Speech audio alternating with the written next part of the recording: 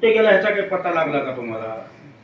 काही काही लोक म्हणते देखत जीव गेला हो, मी तिथंच होतो हो, बघत बघत जीव गेला हो असं म्हणते. मग आता जीव जातो कुठं? आता शरीर इथं पडते, जीव गेला जे म्हणतात ते जीव जातो कुठं? काही काही लोकांचं म्हणणं आहे शरीरातून जीव गेल्यानंतर कुठं तर गेल्या गेल्या त्याला बसायला संस्थान असेल, कुठं तर ठिकाण असेल, गेल्या गेल्या जीव ठेप्याला लागत असेल. एकनाथ महाराज म्हणजे मी त्याचा शोध लावलो, म्हणले आपल्या शरीरातून जीव गेल्यानंतर चंद्र सूर्य तोपर्यंत आपल्या जीवाला कुठंच हक्काची जागाची बसायची जागा नसते. बेवारशीन परदेशी असेल तर माणसाचा जीव गेला. मग महाराज त्याला ठेपा तर नाही, मग जीव गेला मग ते जातंय कुठं? शरीरातून जीव बाहेर पडल्यानंतर त्याला वाटामध्ये चौकीदार आडवं लाकूड टाकून थांबवून घेते. जसं ह्या राष्ट्रातली गाडी दुसऱ्या राष्ट्रात निघाल्या बॉन्डवर पोलीसवाले राहते बघा, गाडीला हात दाखवून थांबून घेते, चौकशी करून सोडते. बस तसं शरीरातून जीव बाहेर पडल्या पडल्या चौकीदार आडवी लाकूड टाकते, थांबून घेते. त्या चौकीदाराचं नाव आहे यमाजी. गेल्या गेल्या आपल्या जीवाला विचारते, होय तू 60-70 वर्ष मनुष्य शरीर नेऊन वापरलास, काय काय काम केलं बघू बरं. श्रावण महिन्यात कुठं होतास, धोंड्याच्या महिन्यात कुठं होतास, सांच्या पारी कुठं राहत होतास, लय उशिरा घरला येत होतास म्हणून बघू बरं तुझे कारस्थान तर काय ते बघ.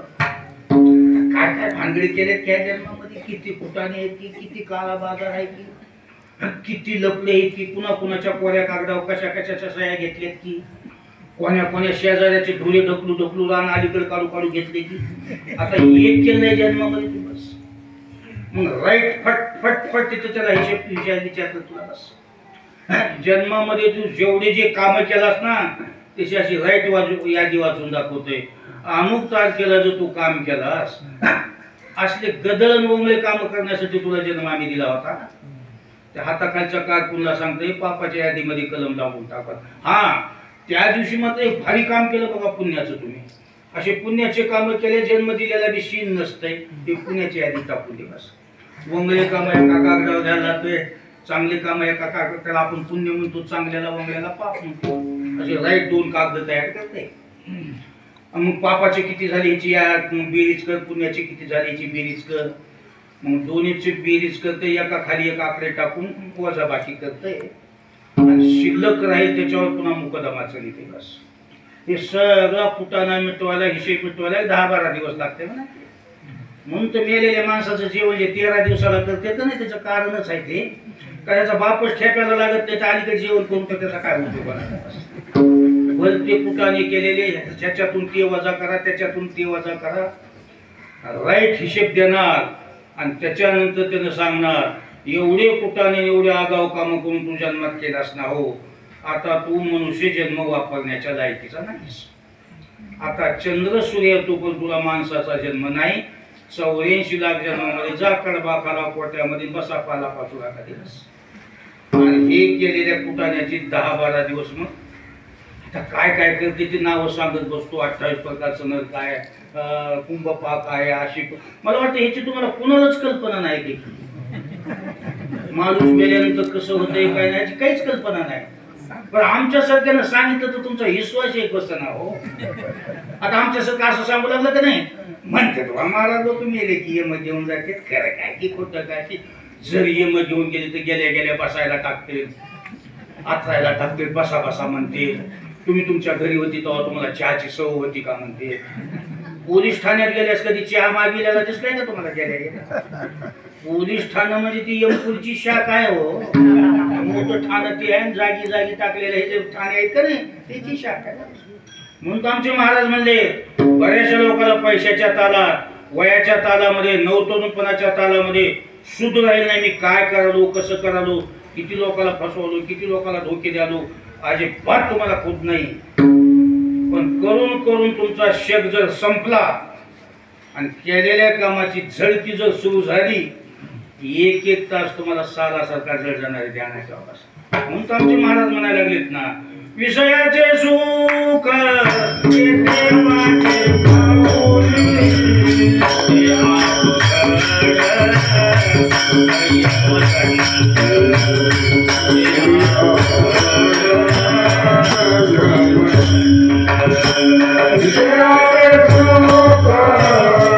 Yeah.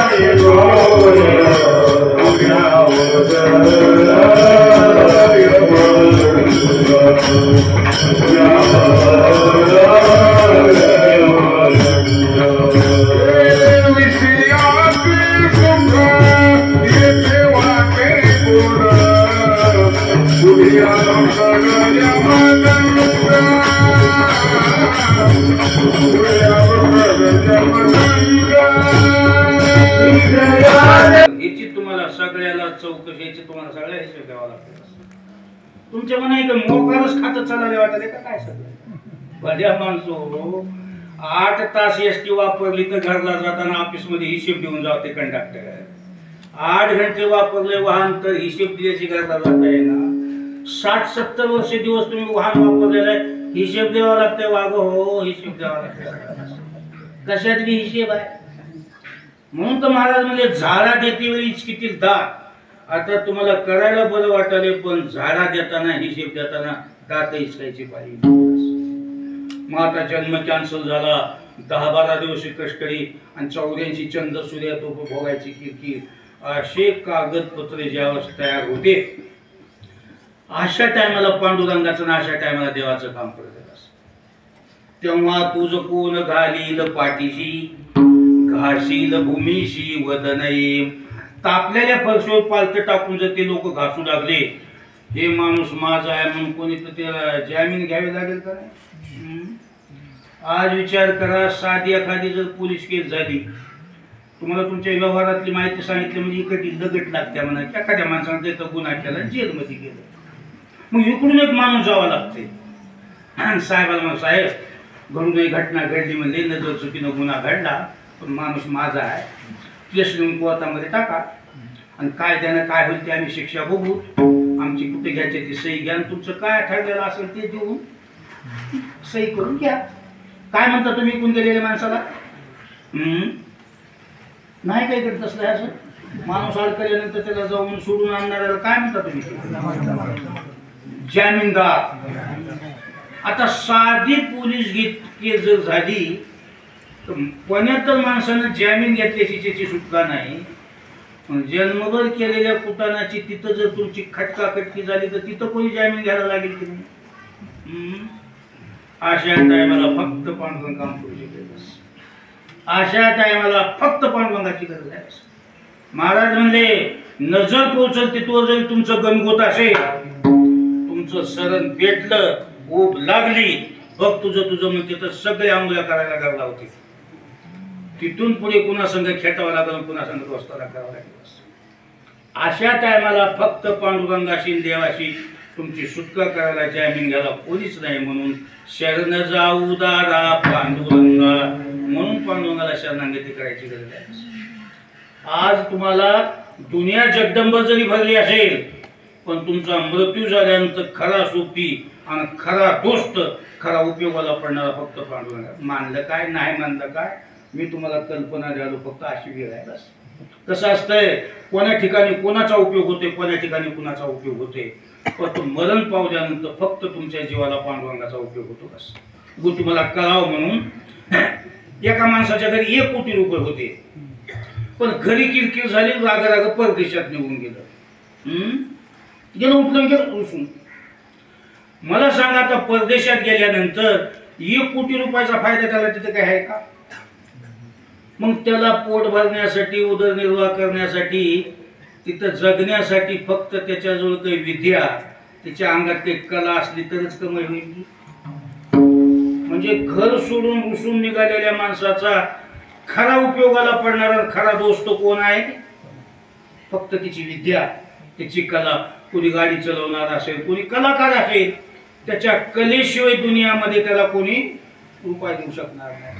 म्हणजे परदेशात रुसून गेलेल्या माणसाच्या उपयोगाला पडणारी फक्त त्याची कला आहे त्याची विद्या. एखादा माणूस आजारी पडले तापीनं फनफन कराले कणाले लोक सोयरे झाले भाऊ जमले कवापासून दुखाले काय दुखाले असंच म्हणते पण दुखू लागलेलं नीट कोणी करणार आहे का त्याचं.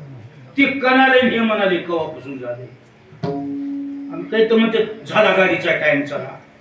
लोक भोवतालून जमतेल विचारपूस करतील पण त्याचं दुखू लागल्याला नीट करण्यासाठी फक्त त्याच्या उपयोगाला पडणार औषध गोळ्या बस.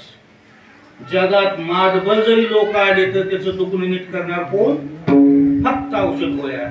म्हणजे एकच सांगायचं, परदेशात गेलेल्या माणसाचा खरा दोस्त उपयोगाला पडणार कोण आहे? विद्या आणि कला. आजारी माणसाचा खरा दोस्त उपयोगाला पडणाऱ्या त्या औषध गोळ्या आहेत. आणि मरण पावलेल्या माणसाच्या जीवाचा खरा दोस्त खरा उपयोगाला पडणारा पांडुरंग आहे. म्हणून शरण जाऊ दारा पांडुरंग. ही गोष्ट दुसऱ्या जगाच्या पाठीवर कोणी करू शकत नाही. किती पुरावे सांगू तुम्हाला, तुमच्या ऐकण्यात बी असतील. काळाची उडी पडेल बा जेव्हा, त्या कामाला सोडविना तेव्हा मायबाप, सोडविना बंधू पाठीची बहीण शेतीची कामिना, सोडविना राजा. कोणाकडे पक्षातला माणूस असला तर फक्त मातीला येईल, भावपूर्ण श्रद्धांजली म्हणील, पण सोडी तो करतो. सोडविना राजा, देशाचा चौधरी, अनेक सोयरे भले भले, तुका म्हणे तुला सोडविना. किती पुरावे सांगू तुम्हाला. एक मतानं तुम्हाला सांगालो वनवे, देवाशिवाय तुम्हाला मरण पावल्यानंतर यमपुरीतून चौऱ्यांतून सोडणारा दुसऱ्या जगात पोलीस. हे ज्याला ज्याला माहीत झाले आणि ज्याला ज्याला कळाले त्याने तेवढे मोठे निर्णय घेतले. तो किती मोठे मोठे त्याग केलेत काही काही लोकांना. व तुम्हाला कळावं म्हणून सांगतो मी. आज अवका सगळ्या गणगोतापेक्षा मायबाप भारी असतात. मायबाप सासऱ्यापेक्षा, येवायपेक्षा, जावायपेक्षा, शाळूपेक्षा सगळे म्हणे भारी कोण असेल तर आपले मायबाप आहे. पण महाराज म्हणले एवढे मायबाप मोठा असताना सुद्धा प्रल्हादे जनक, प्रल्हादानं बापाला मानला नाही. बापाला रोज दर्शन घेत होतं, देव बापाची पूजा करीत होतं. असं भजनाला निघाले की बापाने किरकिर करायची, कुठला तू? मी चालू म्हणला असं असं देवाला जायचं नाही. बाबा तुम्ही तुमच्या ठिकाणाला राहा म्हणला, फक्त तुम्ही शरणाच्या अलीकडे बाबा हा म्हणला, पण पलीकडला माझा देव आहे म्हणायचं, निघून जायचं बस. व्यवहारामध्ये सासऱ्याचं ऐकूनही, कुणाचंच ऐकूनही, पण बापाचं ऐकून चालावं. पण देवाच्या कामामध्ये बापाचा सुद्धा त्याग केला त्याने. बापाचा का? बाप येतच नाही कामाला ना, मरण पावलेला बापाचा उपयोग नाही. त्याच्या पुढे जाऊन सांगितलं महाराज, प्रल्हादे जनक, बाप जर मरण पावला एखाद्याचा, मग कुणाचं ऐकून चलाव? थोरला भाऊ. थोरला भाऊ म्हणजे उपबाप आहे म्हणा की. जसा सरपंच उपसरपंच राहते की हो, मोठं सरपंच नसल्यास बारकवी सह्या करते की कशा कशा, तसं आपला बाप जर मरण पावला तर कुणाचं ऐकून चलाव? थोरला भाऊ हा बापानंदचा दुसरा बाप आहे. इतका थोरल्या भावाला मान आहे. पण बिभीषणे बंधू, पण बिभीषणानं रावणाला सुद्धा म्हणा तुम्ही सगळे इतकेच आहे दादा, सांगायचं सांगा, पण रामाकडे जायचा झाला तुम्ही म्हणजे मी कॅन्सल करणार. तो पण न ऐकता न रावणाचं ऐकून घ्या. त्याच्या पुढे जाऊन सांगू तुम्हाला, बापापेक्षा थोरल्या भावापेक्षा माय मोठी असते. बस मायला जास्त श्रेष्ठ महत्व दिलेलं असतं, कारण तिनं 9 महिने कष्ट घेतलेले. म्हणून बापापेक्षा महाराज म्हणले एखाद्या टायमाला बाप जर बरोबर नसलं तर बापाला वायला टाका, पण माईला टाकू नका म्हणजे. पिता झाल्या पतित पुत्रे त्या गावा निश्चित, पण माता झाल्या पतित पूजेपर्यंत पाती लोकी. बस बाप जर वागण्यात बिघडलं एखाद्या टायमाला दूर करा म्हणजे, पण माय कशी वागू लागली तर तिला सांभाळा म्हणजे. त्याच्या पुढे जाऊन सांगितलं, पुत्र झाल्या संन्यासी अवश्य त्यागावे पित्याची, पण भिक्षा मागून पोसावी मातीशी. संन्यासी द्यायची बस, भीक मागून मायला पोसावं, पण माय दूर करू नये. इतकं मायला महत्व आहे. पण राजे माता निंदू बघडी, पण भरताना मायला म्हणला तुझ्या तुझ्या जागेवर आहे, मला रामाच्या कामात अडचण करशील तर मी तुला माय म्हणणार नाही. बाबा मायचं नाही ऐकताना रामाला रोज रामायण चालूच आहे की उगा तर दिग्दर्शन करतो ते कसं दिवसाचं भीती रात्रभर भीतीच कशाला सांगत. त्याच्या पुढे जाऊन सांगू, बाईला लग्न झाल्यानंतर नवऱ्यापेक्षा भारी दुनियामध्ये कोणीच नाही. कसं देरापेक्षा, सासऱ्यापेक्षा, सासूपेक्षा तिने ऐकून कुणाचं चालावं? नवऱ्याला मानावं. पण गोकुळामधल्या ऋषी पत्नीनं नवऱ्याचा त्याग करून श्रीकृष्णाला अन्न देऊन दिला. श्रीकृष्णाने तिकडून नोटीस दिली होती, मला भूक लागली आहे, जेवणाकरते घेऊन या. प्रत्येक ऋषी पत्नीनं स्वयंपाकाला केलं. ऋषी बावचले म्हणजे कुणाला विचारल्या कृष्ण कोण ह्याचा काय संबंध आहे. आपण नवरी असताना आपल्याला विचारायला पाहिजे होतं. आपापल्या बायका आडवा बाया स्वयंपाक घेऊन निघाले की आडवाय गेले. स्वयंपाक घेऊन नवऱ्याला सांग कुठं आहेस तू. मी कृष्णाला जीव घालाय. कोण कृष्ण आहे. मरण पावल्यानंतर त्याची सही झाली अशी सुटका होत नाही त्या कृष्णा. त्याच्यामुळे तुझा काय संबंध आहे. लय जन्मजन्मीचा संबंध आहे. मी जाऊ देणार नाही. ते तुम्ही मला ते सांगायचं नसते. मी तुझा नवरा आहे म्हणला. मंगळसूत्र तुझंच आहे की गळ्यामध्ये कपाळाला कुकुबी तुझंच आहे की. मी का तुला लातन हाणाले का दर्शन घेते. पण मला जाचायचं म्हणजे बस. उल्लंघोन्या भ्रताराची आज्ञा अन्न ऋषी पत्न्या घेऊन. त्याचं एकच कारण या जगामध्ये कोणतीच वस्तू मृत्यू झाल्यानंतर आपल्या उपयोगाला पडत नाही. भर्तृहरीने राज्य तिजिले. त्याने गोरक्षाती पूजिले. भर्तृहरी नावाच्या राजानं तर गोरक्षनाथानं सांगितलं राजाचाही शेवटी उपयोग नाही. पंतप्रधान जरी झालं तर तुला रिकाम्या हाताने जावं लागतं.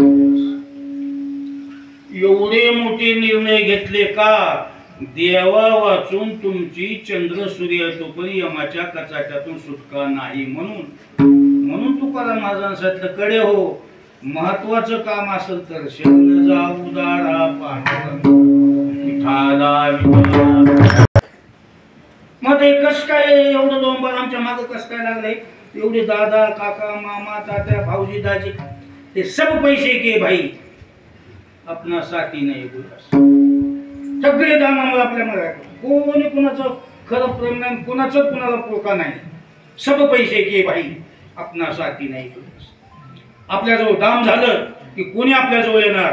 आपलं दाम संपलं की कोणी नान आहे तो शहाणा आहे. कौन किसी के चोरू लड़के कौन किसी के साले जब तक पलो में पैसा तब तक मिठा हो दिवस. माणूस माणसाला ओळखाय तयार नाही. त्याच्याजवळ काही असलं तर त्याच्या नादी लागलेले. आता हे सरण्याच्या पलीकडे आपलं काय काम करू शकते. बस माझं सगळ्याची जी आधी काढली म्हणजे चौचाले मोठा धंदा तो बहीण म्हणे दादा दादा.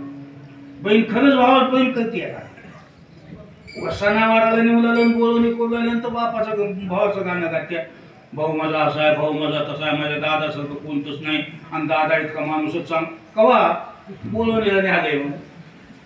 भावाने एखाद्या दिवाळीला हाय गाय करावं असं वर्णन करते काय.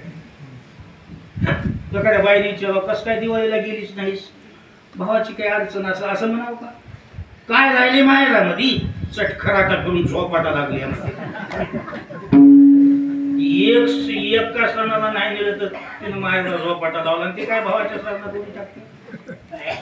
सदा शृंगार भूषणे कांता लवे बहुमानी. बायको सुद्धा तशीच आहे. नवऱ्यापाशी पैसा असला की चांगलं बोलणार. धनवंत पुरुषाशी स्त्री दौतव करी कैशी कुटकादी कुण्या सुनी जैशी आली पुचाशी. जर नवऱ्यापाशी पैसा आला की मस्त तिकडून नवरा आल्या आल्या तांब्या घेऊन पाणी जाणार. पाण्याचा तांब्या घेऊन जाणार. पाणी प्या तहान नाही वचून करून टाकावं. बरं पाणी पाहिजे. त्या धनाची झाली तुटली. मग धन नाही सोहावून पाणी मागाव. पाणी देत बसू का तुला का धंदा बघू म्हणतात. आज तुमच्या लक्षात येते का नाही की बघा गाडीचं जे चाक राहते की त्या चाकाचं जर वंगण संपलं तर ते चाक फिरताना शेतकऱ्याला जास्त माहिती आहे. वंगण संपलं गाडी चालू आली की नाही ते चाक वाजत आहे. आणि त्याला वंगण घातलं गुळ फिरतंय. तसं नवऱ्यापाशी पैसे संपले की बायको आणि नवऱ्यापाशी पैसे आले की गुलू गुलू गुलू गुलू.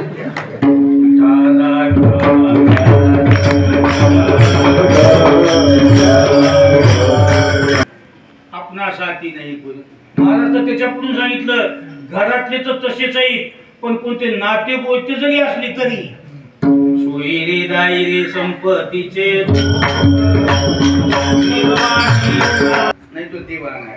त्याच्यापाशी पैसे असते त्याला अक्कल बी नसली तर त्याला मान मिळणार. पैसे नसले हुशार बी असला तर त्याला कवडी किंमत नाही.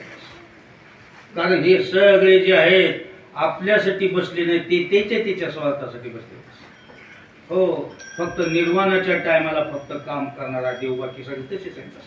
सोयरा असो, दायरा असो, कोणी बी असो, सख्य असो की जवळचे असो, कोणी असो, सब पैसे ते पाहिजे कळावं म्हणून. सोयरा जरी असला, कोणी जरी असला, तर स्वार्थी आहेत, प्रत्येक स्वार्थी आहेत, आपल्या कामाचे कोणी नाही.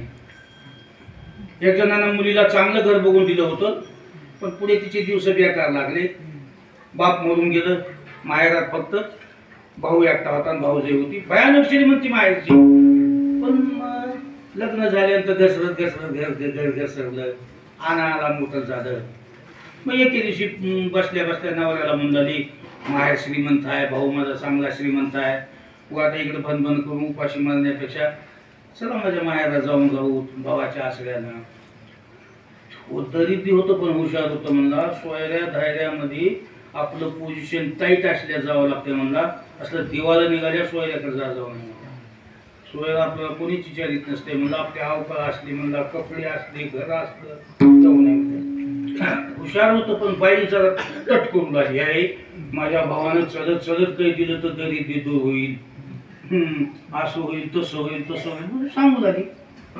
तर म्हणायचं नग नग नग म्हणायचं. असं म्हणत म्हणत एकदा बाजारला गेलं तर त्या बाईचा भाऊ म्हणजे याचा मेहना टिकून आला. ह्याला बघितलं की कान कान कान कान निघून गेलं. वय केले हे ना, मला बघून तिकडे जे साईड दिले आपली घरची अवस्था बघूनच दिली.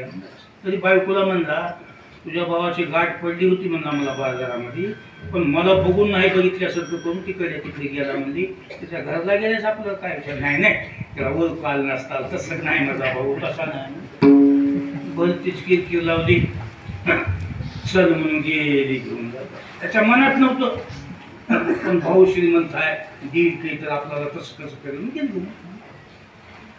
हे दोघ जण तिथे गेल्या गेल्या भाऊन भाऊजाई दारामध्ये उभे होते.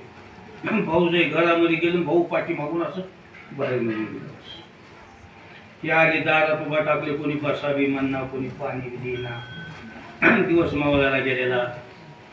हे म्हणलं तुला म्हणलं होतो, म्हणला आपली असली अवस्था झाल्यास कोणता सोयरा आपल्याला माहित नसते, नको म्हणलं होतो म्हणला. आता अंधारात कुठं जावं म्हणून तिथे एक बाज उभी केली होती. आपल्या पुन्हा बाज टाकल्याच्या बाजूवर बसले, तिथे वगारू बांधलेलं होतं. ते वगारू बाजूला धडकी हाणाले, सगळंच अवघड झालं. पण आता रात्रच्या कुठं जावं म्हणजे बसले तिथं. कोणी भाऊजाई जवळ येईना, लेकर जवळ येईना. मग जाता काही वाहन दिसला. मग संध्याकाळी 8 वाजता येऊन मिळून शिळी भाकर पोरापाशी दिली आणि वाट लावलं. तो ते बाजूवर बसले, तिला जेवण दे म्हणून बस. दोघांना तशीच खाली बाजूवर पडली. सकाळी लवकर उठून गेले. तुला म्हणलं होतं म्हणला नग म्हणून, पण म्हणलं मला असं करायचं नाही वाटलं भाऊन, मला असं करायचं नाही भाऊजी असं वाटलं. आपला आपलाच धंदा करून आपलं आपलं कमाई करायची म्हणला, कोणता सोयरा जायला आपल्या यायला पडत नसते म्हणला. मग दोघांना निर्णय घेतला कुठं तर आपण काम करावं म्हणून गेले. तर कुणाचं ते पडक्या घराचं असं कुठं घेतलं की इकडलं मटेरियल येऊन तिकडे टाकायचं. घर खोदायचं जुनं होतं, मटेरियलचं कुठं घेतलं, खोदकाम चालू केलं. संपत आले की ते पहिले लोक बँका नव्हत्या म्हणून सोनं पिणं पुरूनच ठेवत होते घरामध्ये. तर जुन्या वाड्यातलं खोदताना सोन्याचीच घागर गवसली सोन्यानं भरले. बस गोट्याचा हिशेब दिला, घागर घेऊन निष्ठत गेली. त्या घागरीत एवढं सोनं बाबा गेल्या गेल्या. आता घागरवर सोनं म्हणजे मुकाटा कसं राहील. गेल्या गेल्या त्यानं शेत बी घेतलं, विहीर बी पाडली, पाईपलाईन केली, 4 प्लॉट घेऊन बांधकाम बी केलं, मोटरसायकल बी घेतली. आता काय काय केलं असेल आता तुमचे तुम्ही नादावर राहिले. तेवढी घागर म्हणजे थाट केला, बंगले बांधले, कपडे नतेन, बाईच्या अंगावर दागिने, ह्याच्या पोटामध्ये आमच्या जलसा जलसा. उडत उडत बातमी गेली माहेरला तिच्या भावाकडे. कोणतं एखादं म्हणलं काय तुझी बहीण आणि दाजी सुधारले म्हणला, गावात नंबर 1 वर आहे म्हणला. काय सोन आहे म्हणला, ती गाडी बी आमच्या गावात परिसरात कुठं नाही म्हणला. असं कमाल आहे बाबा, कसं झालं की काय. आलेला माणूस वर्णन करू, आलेला माणूस वर्णन करू, आलेला माणूस वर्णन करू. योगायोगाने एके दिवशी ते बाजारातच गाठ पडलं. मग पडल्या पडल्या पळतच गेलो की होईल. राम राम राम दाजी. लय दिवस आपली भेट नाही, काही नाही, काही नाही. त्यानं मनातल्याच मनात म्हणलं तुझी माय मी तुझ्या घरला आलतो म्हणलं बरं असू दे म्हणलं काय म्हणायची ती मग का म्हणाला असं का गुलवाला असते कळालं म्हणला मला सगळं. बरं बरं बरं नाही अशात भेट नाही काही नाही काही नाही नाही या बाईला घेऊन म्हणजे मस्त बोलून करून जेवण करून लय दिवस झाले काही नाही असं तर समजा बरोबर येतो तारीख दिलं. घरी गेले की बायकोला मग समजा तुझ्या भावाची गाठ पडली होती म्हणला लय मुलकुलाला म्हणा हातात हात घालू लागलं आपल्याला या म्हणलंय म्हणला फलाण्या दिवशी मस्त जेवण बोलवून करायचं म्हणून ज्या दिवशी ठरलं होतं त्या दिवशीनं स्वयंपाक केलं मस्त बाईने अंगावर दागिने घातले सगळे जेवढे होते तेवढे दागिने घातले आणि बोटामध्ये आमच्या मस्त कपडे घालून गाडीवर बसून दोघं जण नवरा बायको गेले. गाडी दिसल्या पळतच आली घरातून दोघं जण पाण्यात आम्ही घेऊ पाठवत टाकून हा धुवा धुवा घडू द्या आम्हाला पेटे ही बाईची पाय धुया नाही गाड्याची पाय धुया. मस्त मी पलंगावर बसविले पुरणपोळ्या केल्या होत्या असे ताट वाढले दोघं बसले असे जेवायला नवरा बायको ते पुढे बसले तर ही जेवाय बसले. घ्या जेवण म्हणल्यानंतर नवऱ्यानं आपलं पुरीचा घास मोडला काय दुधा तुपामध्ये गुडीला उठलं अंगणामध्ये फटफटी सोडली होती त्या फटफटीला नेऊन असं दाखवाले पुन्हा दुसरा घास घ्याले बोटातले अंगठ्याला दाखवले असं पुन्हा गळ्यातल्या दाखवले.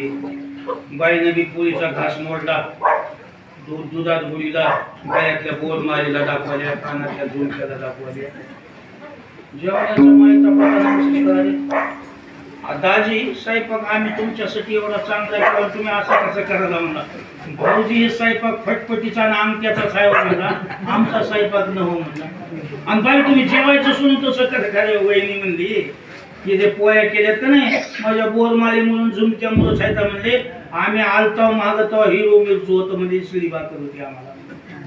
दष्टान संपला काही कळालं का तुम्हाला सांगण्यावरून सब पैसे के भाई आपला साथी नाही म्हणून आमचे महाराज म्हणायला लागले हे तर तुम्हाला काही कामाला पडत नाही हे तुमच्या उपयोगाला पडत नाही हे तात्पुरते असताना एवढा मोठा देव उपयोगाला पडणाऱ्या देवाला सोडून देऊन लोक सगळं सोडून देऊन ह्याच्याच व्यवहाराच्या नादी लागून किती वाट लोकून गेले.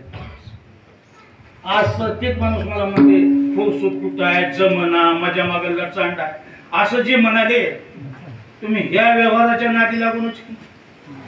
मग महाराज म्हणले कोणी म्हणते कशाची अडचण कोणी म्हणते कशाची अडचण देवदेव करायचं म्हणले की अडचण ज्याची तू अडचण दाखवतोस ती अडचण शेवटला तुझ्या उपयोगाची आहे का ज्याची तुझं कोणती एखाद्या सांगितलं कीर्तनाला याचं का कसं काय नाही माझ्या माग भलते काम आहेत हो चार लेकर आहेत माझ्या माग. महाराज म्हणजे तू ज्या लेकरामुळे कीर्तना याचं बंद केलास ज्याची तुझं कोणती हे तो मोकळी ती आणती ज्याच्यासाठी हे करणार झालं ते सोडून तुझा विचार कर तू जे करायलास व्यवहार या व्यवहाराचा शेवटला तुला काम काहीच नसताना तू देवाला अंतर देऊन व्यवहाराच्या बळी का पडला सांग. तुका म्हणे सारे नाशिवंतासाठी नाशिवंत म्हणजे बिनकामाचे उपयोगाला नाही येणारे तथ्य नसलेले व्यर्थ अशा लोकांच्या नादी लागून तू देवाला का बरं अंतर द्यायला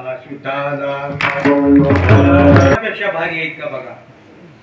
एका माणसाला सांगितलं तुम्ही दुपारी कीर्तनाला दिसलाच ना निघाल तो कीर्तनाला म्हणला बरं बरं बरं असं कीर्तनाला निघाव म्हणता सोयरा आला म्हणजे बरं बरं मग ते सोयरा आल्यानंतर मग त्या सोयऱ्याला बसणं बैठकी जेवणं खावणं सोयऱ्याने इकडल्या तिकडल्या गप्पा काढल्या म्हणजे त्या गप्पा ऐकण्याच्या नादामध्ये कीर्तन होऊन गेलं.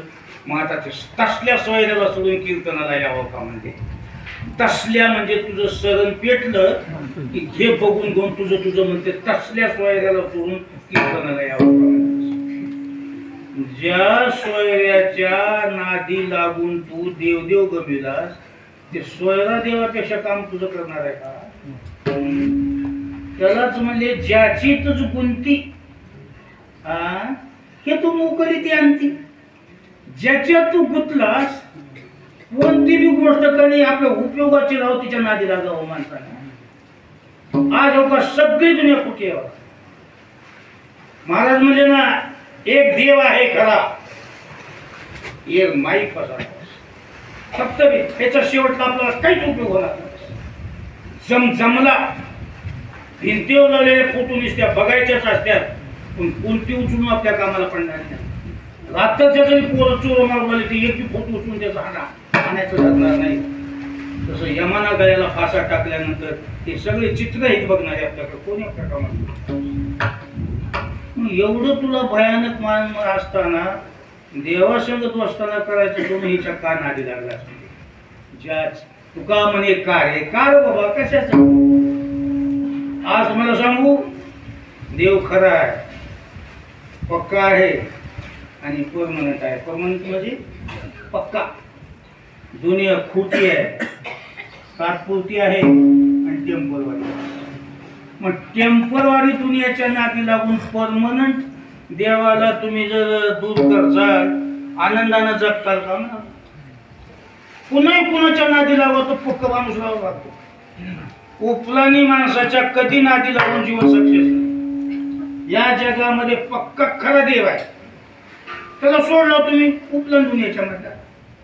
आज आता विचार करा, शासकीय कर्मचारी पक्का का आमदाराचा पीए पक्का. शासकीय कर्मचारी एक आमदारच्या पीए म्हणजे ते हाताखालचं राहते का नाही. शासकीय कर्मचाऱ्यालाच ऑफिसमध्ये जाऊन शिवाय दिले ते मी ड्युटी करण्याची पद्धत आहे का ना, असं तसं म्हणून मी आमदारचा पीए आहे आणि असं तसं म्हणून त्याने केस ठोकून दिली. शासकीय केंद्र सरकारचा शासकीय कर्मचारी असताना आमदारच्या अमुक पीए नेऊन ऑफिसमध्ये शिवी घालतो. नोटीस लागली आणि त्याला समन आले. शासकीय कर्मचाऱ्याला शिव्या दिल्याबद्दल ताबडतोब अटक नाव घेतल्या आमदारकडे गेलं. आमदार साहेब असं झालं म्हणजे आणि तुमच्या भरोशावर त्या कर्मचाऱ्याला शिवी दिल्या आणि त्याच्यामुळे त्यानं मला केस केली आणि आता अटक म्हणून वादन सुटलंय आणि आता आम्हाला सांभाळायचं करावं लागलं.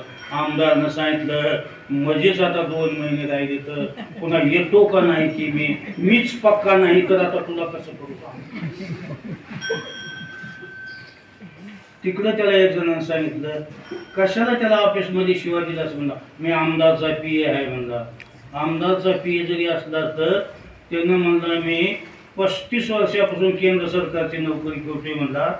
5 वर्षाच्या टेम्परवारी आमदाराच्या नादी लागून 35 वर्षाच्या कर्मचाऱ्याला शिवी देणं बरोबर आहे का.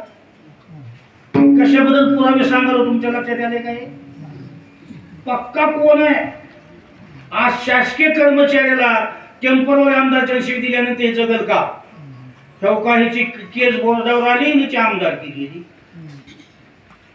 पुन्हा ज्यावेळेस जेलमध्ये जायची पाळी आली त्या टायमाला परत आलं मला साहेब मला धरून आलेत म्हणला. आमदारनं सांगितलं आता माझं काही कर नाही, माझं पद गेले, मीच कुणाच्या त्या गाडीवर डबल सीट घातला जाईल म्हणून आता माझं काय झाला का धोका. दृष्टांत संपला. कशामुळे झालं हे. टेम्परवारी लोकांच्या नादी लागून परमनंट माणसासंग जर वांद केलं तर जन्माचं वाटोळ होतंय. तसं परमनंट पांडुरंग आहे. तुम्ही या टेम्परवारी दुनियाच्या नादी लागला. आता तुम्हाला बाबा कळायच्या भाषेचं सांगायचं झालं का नाही. कारण कसं आहे काही लोकांना खालच्या थराला येऊन बोलल्याशी बी कळणार झाले. ते तुमचं कसं व्हायला सांग का तुम्हाला बघायचं. कवा बोवा गाठ पडणाऱ्या बाईच्या नादी लागून लग्नाच्या बाईला भांडल्यावानी झाले. आता असलं बोलल्याशी कळलं नाही झाले तुम्हाला. आता काय खास पक्की कोण आहे बरं. पक्की परमनंट कोणती बाई आहे बरं. लग्नाची आपली बाई. मग आता खास म्हणलं तर पक्की आहे, परमनंट आहे, खरी आहे. आज म्हणून तो लग्नाच्या बाई एवढं सत्य कोण आहे. खास पक्की कोण आहे. आता एवढ्या माणसामध्ये जर एखाद्या गड्याला चक्कर आली तर एवढ्या बाईतून उठून तिला हात कोण लावू शकेल. ती कवा बाजारच्या दिवशी गाठ पडणारी उधळते त्याला. पैशाचा सत्यानाश घर उठवायचं सांगा. एवढ्या माणसामध्ये हक्काने त्याला चलन होईना गेले तर खांद्यावर हात टाकून धरून घेऊन जाईल. इतकी पक्की असताना तुम्ही कवा बोवा गाठ पडणाऱ्या बाई संग आणणं म्हणजे बरोबर करायला लावता तुम्ही. आज एवढ्या बाईमध्ये एखाद्या बाईला चक्कर आली तर कोणता गडी हात लावू शकेल. फक्त नवरा हाताला बस. किती दोस्तानं कुणा संग जरी केला असला तर नवऱ्यावरा पक्का कोणी नाही, बायको एवढा पक्का कोणी नाही. मी एवढे उदाहरण कशासाठी द्यालो तुम्हाला? तसाच आमचा पांडुरंग तुम्हाला कवाबी कोणत्याही टायमाला खास तुमच्या उपयोगाला पडणार आहे. बस. मग तुकाराम महाराज म्हणले एवढा पांडुरंग जन्मोजन्मी कामाला पडत असताना तुम्ही पांडुरंगालाच का विसरला? तुकाराम महाराज सुद्धा म्हणले, आपले श्रीकृष्ण सुद्धा भगवद्गीतेत म्हणले, आगा मातेनं भजावया लागी कवन बळ पापुरे अंगी, काय घरी की भोगी निशिंती केली. अर्जुना, त्या एकाही माणसाची जर मी सही नाही केली तर चंद्र सूर्य तो पण एक जीव सुटणार नाही. एवढं लोकांकडे माझं काम असताना लोक मलाच कसं सोडून देऊन दुसरं कुठाने करायला? कोणी बैठकीत बसलं की तेच बोलाले, काय आला उतार थोडं थोडं काय होतं, माझी बातच कोणी करायला तयार नाही. कशाच्या भरोश्यावर बसला तुम्ही? आता तुम्ही देव करणार तर कुणाचा टेक आहे बरं तुम्हाला करा नाही. कोणी कुणाला लावून दिल्या जरा निबर होतंय म्हणा की. हलकं माणूस एवढं जेव्हा पाय खोल उभा टाकले तेव्हा ह्याला कुणा तर लावून दिले म्हणतात. तसं तुम्हाला कुणा लावून दिले? खबरदार, देवाकडे जाताना कुणी पाठिंबा आहे का तुम्हाला? कुणाचा सपोर्ट केलाय का? कोण तुमचा पाठीराखा आहे का? मग एवढ्या देवासमोर कशाच्या भरोश्यावर बसला? काय घरी का घराचं बांधकाम मोठं आहे म्हणून घराच्या भरोश्यावर बसला? एवढा मोठा मला बंगला असताना मला देवाची काय गरज आहे? बंगल्याच्या भरोश्यावर बसला. का हिवाई चांगला आहे मला, पोरी चांगल्या घरात गेली, हिवाई कोट्या दिसाय मग त्याच्या भरोश्यावर बसला. सोयऱ्याच्या भरोश्यावर बसला असला तर सोयरा कामाला येईना, घराच्या भरोश्यावर बसला तर तुमच्या घर कामाला येईना. बस. का स्वतःला धनाडी समजून बसला घरी? हा, मी कोट्याधीश माणूस आहे, लागल तेवढा पैसा माझ्याकडे आहे. मग त्या पैशाच्या नादी लागून देवाकडे येणार का? म्हणजे महाराज म्हणजे तुझ्याकडे पैसा किती जरी असला, 1 रुपया सुद्धा सोडून कामाला येणार. धन मिळो निया कोटी काम करू शकत. 1 कोटी रुपये त्याच्या आजच्या दिवस राहू द्या म्हणायचं. कोट्याधीश पैसा जरी असला तर शेवटी कामाला येणार. हा, त्या पैशाचा वापर पांडुरंगाला केलेला कामाला येणार. का वाजून सांगालो तुम्हाला, पैसा संघ येत नाही. त्या पैशाचा वापर जर पांडुरंगासाठी केला तर त्याचं पुण्य कामाला येणार. म्हणून पैसा जोडण्यापेक्षा पांडुरंगाला लावून पुण्य जोडायचे पुण्य संघ येतात. पैसा जमा करण्यापेक्षा त्या पैशानं पांडुरंगाचं काय पुण्य करता येतं पुण्य करतात. कारण आज सध्याच्या काळामध्ये फार एक मोठं माणूस मेलेलं बघितलं. सध्याच्या काळात तेवढं माणूस नाही. आता पहिले ते रामायणामध्ये रावण ऐकला आपण सगळ्यांना, त्या इतिहासामध्ये सिकंदर ऐकलाय. पण आता सध्याच्या काळात ते माणूस बघितलो, आता मजा तर बघण्यात एवढं नाही बघा. तर हो का, त्याने 1 लादी स्टीलच्या भांड्यानं बदली, त्याने 1 लादी पितळच्या भांड्यानं बदली. दरवर्षी जायचं तिथं, त्याच्याच घरी थांबायचं. महाराज आपल्याला नाद आहे मला सामान जमा करायचा. दाखवले सगळ्या पितळचे भांडे, सगळे स्टीलचे भांडे. आज गावामध्ये कोणते लग्न कार्यक्रम असला तर मी पत्रवाल्या 2 आणायचं कामच ठेवलं नाही. म्हणला की तेवढा राहू दे, किती जीव म्हणलं सगळे भांडे. 4 ट्रक आहेत म्हणलं आपल्याकडे, कुठे फिरत गेलं तर आटम नवं दिसलं की घेऊनच येतोय. म्हणला मला एक सरकारची थोडी कीर्ती लागली, एवढं कुठून आणलास म्हणाले, म्हणून माझ्या खात्याला जमा नाहीत म्हणला. तेवढे सुनेच्या बापाच्या नावानं, सुनेच्या भावाच्या नावानं खाते सोयी राहिले म्हणलं. सरकारला देण्यापेक्षा कुणाच्या नावानं भरलोय म्हणला. मग थोड्या वेळा मला चला वरच्या मजल्यात जाऊन बसूत म्हणला. मग 2ऱ्या मजल्यामध्ये नेलं. देव का हे एवढं हे हग आहे काय, हे एवढं हग. तर असे कॉट उभे केले ते बघा, लोखंडाचे असे कॉट. ह्या गाद्याच तकवे रग, ह्या मोठे मोठे चादर, किती बी सोयरे झाले आले तर पांघरायला नाचरायला होता. वयाच्या वया रचते आतरायचे बेडशीट, ते लोड काही सतरंजा काही. आपल्याला आटम दिसलं की घेऊन येतोय म्हणतात. मग मला म्हणतात की उगं हुशारी बोलालास, सुनाच्या अंगावर सोने नाही तर दागिने नाहीत असं म्हणालास. म्हणजे तू तर महाराजाला न सांगायला काय झालं मला आपण काही लोक आहो का म्हणला सुनेनं सांगितलं म्हणजे एवढे रोज दागिने अंगावर घेऊन काम करणं होत नाही सणावारालाच गाडी जावं म्हणून सगळ्या सुनेचं होतं ते सोनं एका ब्यालाच भरून मधल्या घरात पुरून तुलोय म्हणला मी ते लक्ष्मी पूजनाच्या दिवशी उघडीतोय म्हणला त्याची आरती पूजा करून पुन्हा बंद करून ठेवतोय असं सांगू लागलं मग दिवस मोठा चला म्हणला वरी जिन्यावर होत मला मग ते सगळ्याच्या शेवटला एक जिना होता त्या जिन्यावर गेला मला म्हणलं आता उघड नजर टाकायची म्हणला महाराज जिथवर ऊस दिसते तिथून आपला ऊस आहे मला कुठवर बघू वाटेल तिथून बघा तिथं आपलाच ऊस आहे म्हणला उभा टाकायचं मला उघड नजर टाका मला कुठवर दिसते तेवढं आपला ऊस आहे आणि ते माणूस मेले गेले वर्षी हो मला एवढं उसवालं मेलं हो मला आता नवल वाटत मला वाटलं बारकीच लोक मरत आहेत काही की म्हणतात एवढं उसवालं मरत नसतं काही की वाटतं माझ्या मनाला पुन्हा कळाला अंगोलाची बागवाली बी बक्कल माराले म्हणून पुन्हा नंतर पता लागला ते मेलं बघा कीर्तनाच्या दिवशी असं दुपारी कीर्तन आणि अचानकच झटकावून सकाळी सकाळी मेलं मला पताच नाही सामसून सगळं गावागावात गेलो तो माणूसच मंदिरामध्ये कोणी नाही मग ते इनेकरी उभा होता म्हणजे कसं सप्ताह सगळं आहे म्हणजे महाराज तो भानगड झाली म्हणजे अचानक का मोठा माणूस झटकाने गेला अचानकच म्हणजे बोलत गेला माणूस सगळं गाव तिकडेच आहे म्हणजे आणि मला सांगितलं महाराज आले की मंदिरातच थांबून घे आता माती झाल्याशी कीर्तन काही होत नाही असं म्हणाले मातीची तयारी चालली म्हणजे तुम्ही तर थांबा असं आहे का म्हणजे बसलो गपचूप मी तिथं मग आता माती झाल्याशी कीर्तन आहे मग थोडं थांबलो तिथं मग ते पोरगं आलं मला बोलायला महाराज आमच्या बापाच्या मातीला चला आता कसं असतंय मरणाद्वारे का तोरणाद्वारे कुणी कुणाला हातभार लावलेले चांगलंच राहतं त्या दोन गोष्टी कुणी कुणाच्या करावं लेकराला अक्षदा कुणाच्या आहे टाका मातीला कुणाच्या आहे तोरण लागणं म्हणजे अक्षदा टाकणं मरणाचं म्हणजे मातीला जाणं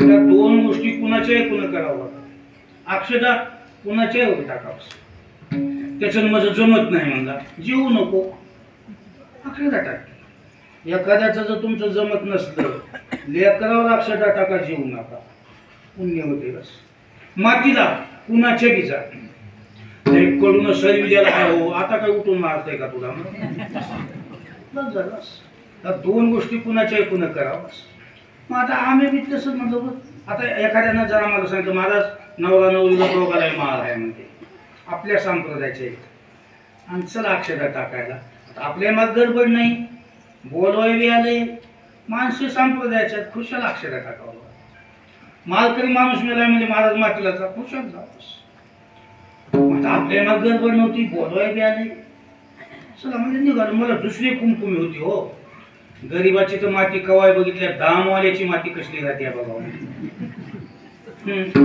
आता पक्का लोकांच्या मातीला गेलो म्हणजे पण ह्याचं काही वेगळं आहे का आता एवढे आटम जमा केले एवढा पैसा जमा केले काही फरक काय नाही बदललेच नाही रोजी रोजगार करणाऱ्याची नोकऱ्या जाऊन खाणाऱ्याची माती तसलीच आणि दामवाल्याची माती तसलीच मला वाटतं एवढे पैसे एवढं दाम जमा केले तर सरणात काही बदल करतील की वाटतं खाली लाकडं ठेवतील त्याच्या 500-500च्या नोटाची जुडी ठेवतील त्याच्यावर पुन्हा सोनं टाकते त्याच्यावर पुन्हा चांदीचा टीक लावते त्याच्यावर पुन्हा असं काही कायच बदल नाही जशी हलक्या लोकांची माती तसंच फरक एवढाच होता त्याच्यावर झाकलेला कपडा थोडा भारी होता झळझळ झळझळ करून होता आणि बँड एक जरा भारी लावला होता निघाली सगळ्या गावानं काढली त्याची मिरवणूक आणलं सरणाजवळ उचललं नेऊन त्या सरणावर टाकलं त्याला एकुलती एक पोरगी होती ती जरा जास्त रडू लागली माझ्या बापाची मान खाली पडली काहीतरी द्या म्हणते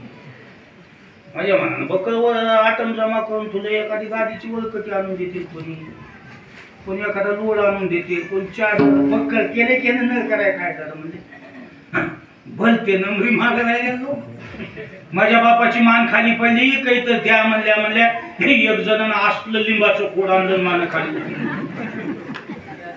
म्हातारे आटम जमा करूनच मी आला म्हणतो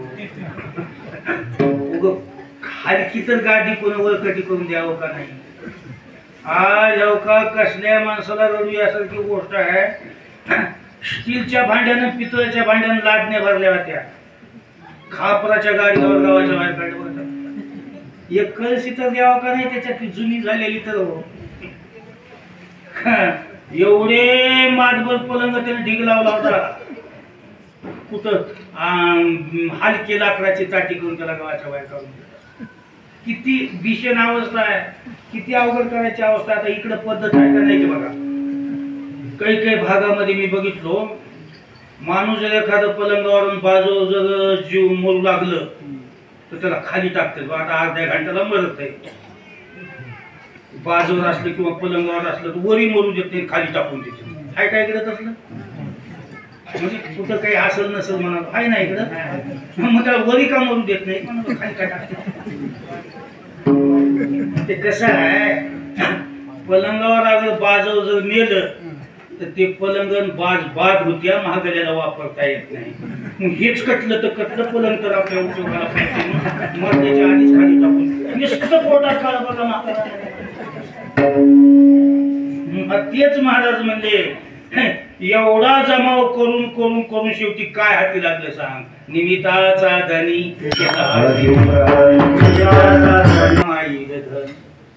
हे धन तुम्ही जमा करण्यापेक्षा देवाच्या कारणी लागून संघ का घेऊन जाईना. बँकेत भरलेला पैसा संघ आहे ना, देवाच्या कामात लावलेला संघ येते.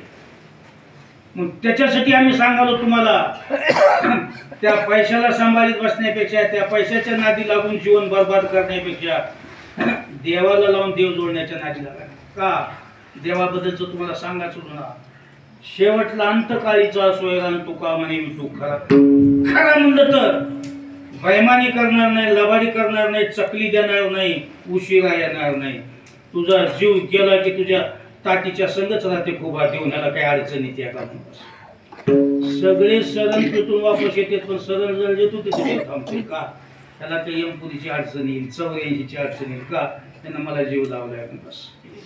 म्हणून तर महाराज म्हणले, पुढीनं सुद्धा जीवाला सांगितलेलं ना, धर्म जीवाचा सांगाती आणि पुढी आत्म्याला बोलत. धर्म जीवाचा सांगाती, पुढी आत्म्याला बोलत. पुढीनं आत्म्याला सांगितलंय तर धर्म कर, काही पुण्य कर, दान धर्म कर, हे तुझ्या संग येणार आहे. मला किती सजीव असेल, किती कपडे घातलास, मी इथं जळून जाणार आहे. धर्म जीवाचा सांगाती, पुढी आत्म्याला बोलत. किती पुरावे देऊन सांगू तुम्हाला. मग एवढे असताना तुम्ही एवढ्या धोकांचा चकली का कुणाच्या गादी लागलो, कोण तुम्हाला पाठिंबा देणार, कोण भरोसा आहे. आज सगळे तुमच्या मेळानं राहतील हो. आज एखादं काम पडलं तर तुम्हाला धावून येतील, पण मराच्या टायमाला कोणी येऊ शकतात आहे. तुम्हाला पैसा भरपूर आहे, गेलं तिथं सन्मान मला, तुमच्या हातात सत्ता आहे, गेलं तिथं पुष्पहार घालाले. महाराज म्हणले, लोक मला मान द्यालेत म्हणून मानाच्या भरोशावर बसला देव करणार. माझ्या हातामध्ये सत्ता आहे, मला कोणाची गरज नाही म्हणून तू देव करणार. तुझ्याकडे पैसा भरपूर आहे, त्या पैशाच्या नादी लागून देव करणार. तर मला सांग, तुझा जीव जाच्या टायमाला ह्याचा तर कोण तुझ्या उपयोगाला. माझा प्रश्न विचारला तुम्हाला, धन मान बळे नाठविशी दे.